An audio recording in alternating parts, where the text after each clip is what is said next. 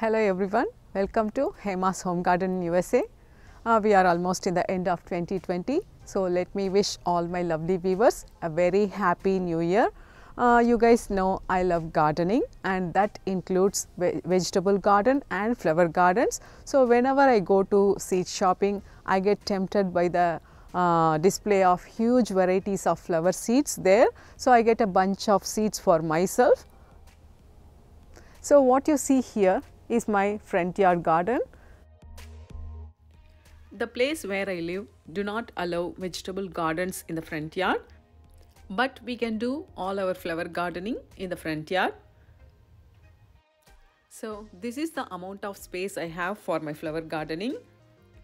Right now there are no flowers in the garden because it's winter. But I have so many pictures and videos of the flowers that I grew this past summer and spring of 2020. So I thought you guys would love watching how my flower garden looked during the spring and summer of 2020. So here we go. So what you see here is not a rose. It's called Camelia, Pink Perfection. It's one of the early blooming flowers in the garden. And here you see tulips. Tulips are also one of the early blooming flowers in the garden. They usually bloom during the month of March, but the blooms last only for the maximum of 15 days. After that, the top slowly dries and the bulbs go to the dormant stage. But still you can plant something else in the place of tulips, but make sure you are not damaging the bulbs inside.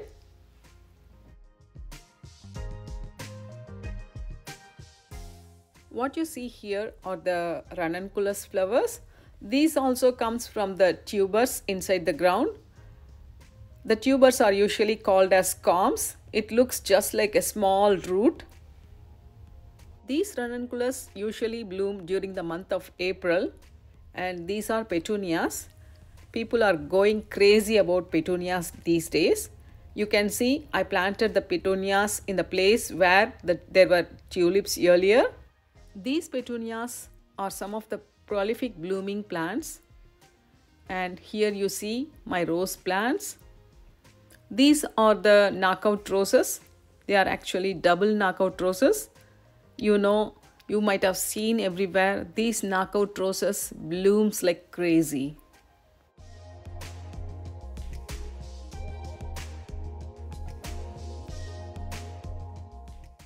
And what you see here are the Sweet William flowers. I actually got every single color from the single seed packet. You can even notice the flowers are single and double petaled ones. You don't actually need to plant these Sweet Williams every single year. They self-seed themselves and keeps growing every year. But it's a nuisance to clear all those small seedlings. So I usually clear the plants once the blooms fade. These Sweet William flowers, even though they look very beautiful, they produce thousands and thousands of seeds. And if you do not take the seed heads out, they are going to self-seed themselves, and you will be having thousands of small Sweet William plants everywhere in your garden. So if you are not interested in clearing the seedlings, you better clear the plants and save some seeds from the parent plant and use it few years later. That way you don't have to buy Sweet William seeds again, and you can grow whenever you want or you feel like growing Sweet Williams in future.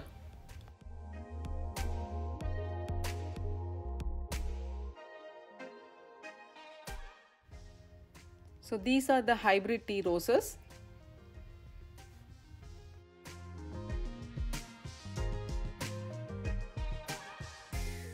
So whatever you see now, this is how the garden looked in the months of April and May. This looks absolutely beautiful, don't you think so?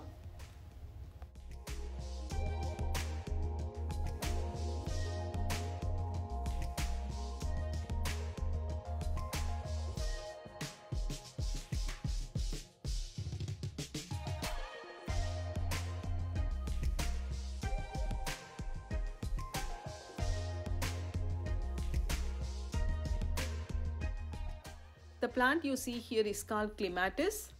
I bought this Clematis in my local Walmart. I have two colors of Clematis in my garden. One is the magenta one that you are seeing now, and the other one is the purple. There are so many varieties of Clematis in this world. They are usually classified as type 1, type 2 and type 3. The classification is usually based on the time of pruning. Clematis is one of my most favorite flowering plant in the garden.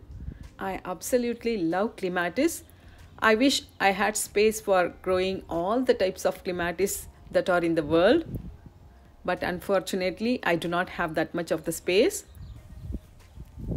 And here is the purple Clematis I talked about. These are called Cosmos. I bought a wildflower seed packet, and these flowers that you're going to see for the next few minutes are from the wildflower seeds that I bought. These are the zinnias.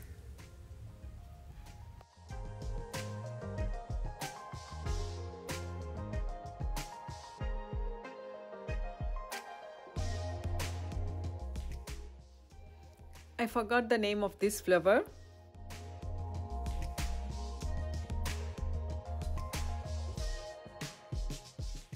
And what you see here is called swamp hibiscus.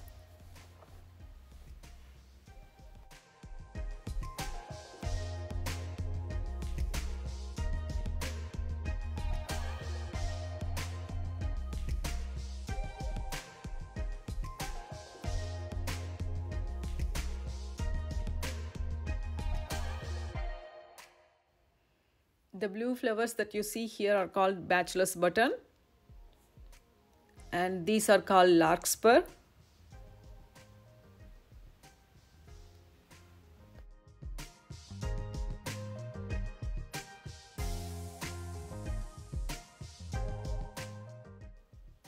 The white flowers that you see here are called Shasta daisies. These Shasta daisies are perennial plants. They bloom exactly during the month of May. They bloom for a maximum of 10 days, and you have to wait for it to bloom again during the next year only. And the flowers that you see here are the gladiolus, and gladiolus are the most popular flowers, just like tulips.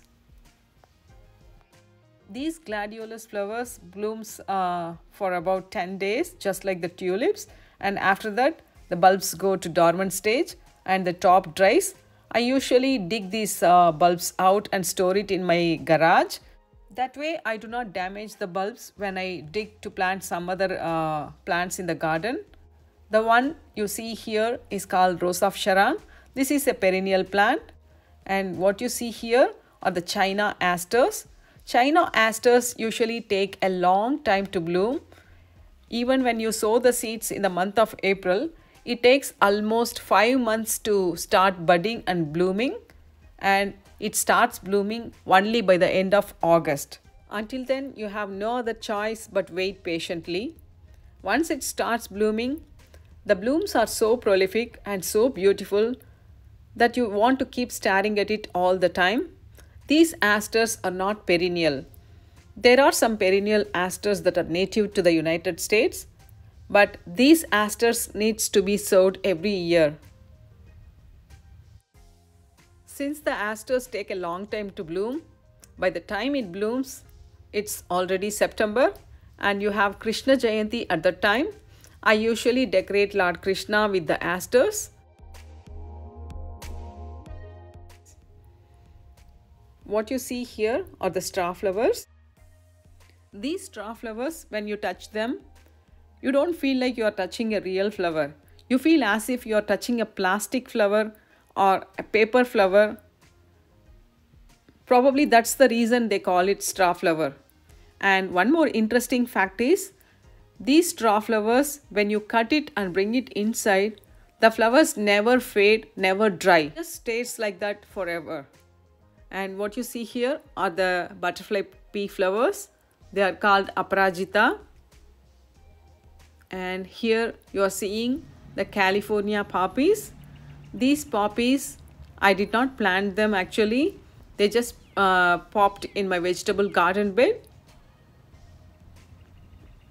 They look so beautiful. I didn't feel like taking it away. Another interesting thing I learned about California poppies or poppy plants in general is that poppy seeds germinate only when the temperature is very cold. They will not germinate when it's hot and humid. The poppy plant that you are seeing now is one single plant.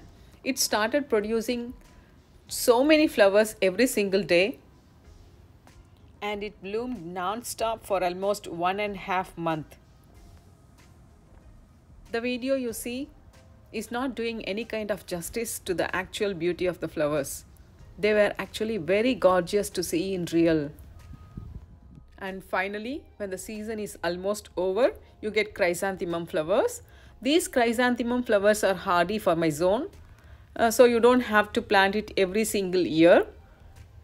Once the plant is done blooming, the top portion dies and comes back again every spring. The plant you see here is one single plant. When I planted this chrysanthemum, it was not as big as you see in the video. It was just 1/20th of the size that you are seeing now. My chrysanthemum flowers usually starts blooming from the month of October. The blooms usually last only for about 20 days. After that, the top starts drying, and by the time the bloom ends, the season also ends and you start getting cold season here. So technically, chrysanthemums are the flowers that you get to enjoy in your garden before the season ends, and after that you have absolutely no flowers in your garden. Usually Diwali comes during the first week of October, so these chrysanthemums are very helpful for me to decorate during the Diwali times.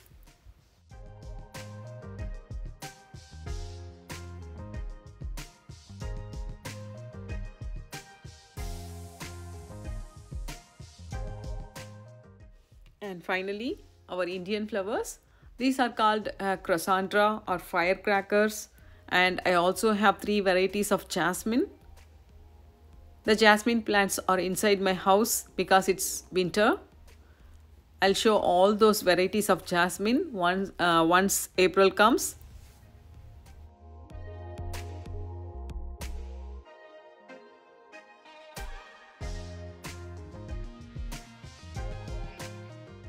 And finally, what you see here is called Calendula.